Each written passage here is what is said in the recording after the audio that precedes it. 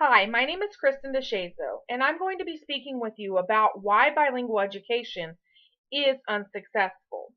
Now, there are many reasons why bilingual education is unsuccessful, but in order to fully understand why it is unsuccessful, we need to look at the history surrounding bilingual education. In the middle of 19 in the middle of the 1960s, Latino activists got very upset and began to protest due to the sheer amount of school dropouts among the Spanish speaking students. Now, this led to the introduction of the Bilingual Education Act of 1968, which many people refer to this Bilingual Education Act as an experiment. Now, it included new teaching approaches and techniques to educate non-English speaking students. Bilingual education was and is supposed to help immigrant children learn English so that they can do the regular schoolwork that their English speaking classmates are doing and receive the exact same educational opportunity and experience as the monolingual English speaking students in their schools are experiencing. Now then, however, bilingual education has not done what it has promised. According to Dr. Rosalie Porter, a former bilingual teacher herself that headed the Institute for Research in English Acquisition and Development in Washington, D.C., even states that bilingual education is a wrong-headed theory. Now, theory in terms means experiment, and she believes that it flat out does not work. As it stands right now, in our country, 1/4 of the kindergarten population are Hispanic, and many of those will be Spanish speaking.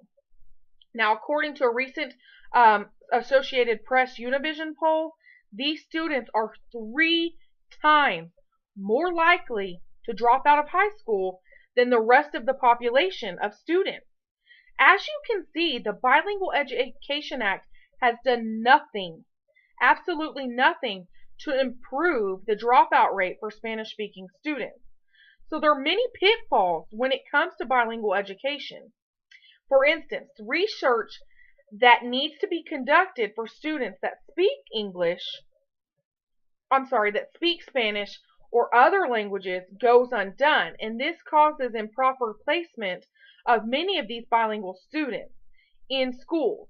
Just because a student can speak Spanish or another language does not mean that they need to be placed into a bilingual education program. And unfortunately, this is something that is occurring across the country. Students are being improperly placed because proper background research on these students are not being conducted. Now then, when we know that we have to do extra background research, we need to be looking at hiring different teachers to teach these students. We get into terms of money. Now, when it comes to bilingual education, our nation is spending a tremendous, absolutely massive amount of money. Now, according to a study that's been done by Boston University, Texas alone is spending upwards of $400 more per student than schools that did not have bilingual education programs. So, another major issue with bilingual education is that there's not enough qualified teachers and educators that have the ability to focus on the issues that many of our bilingual students have. And according to Connect Us, these educators are very limited and in very short supply. And many of them already are extremely busy teaching the normal subjects like reading, writing, math, and science, and social studies. So you can easily see that this can cause the teacher to simply not have the time that is required by the government to teach a second language.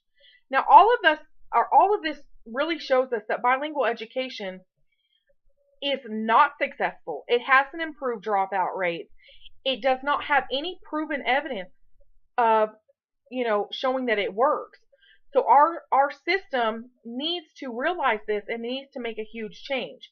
All the money that's being spent on this program, it needs to be reallocated to find a program that will improve the success rates of our immigrants and our Spanish-speaking population here in the United States. Thank you.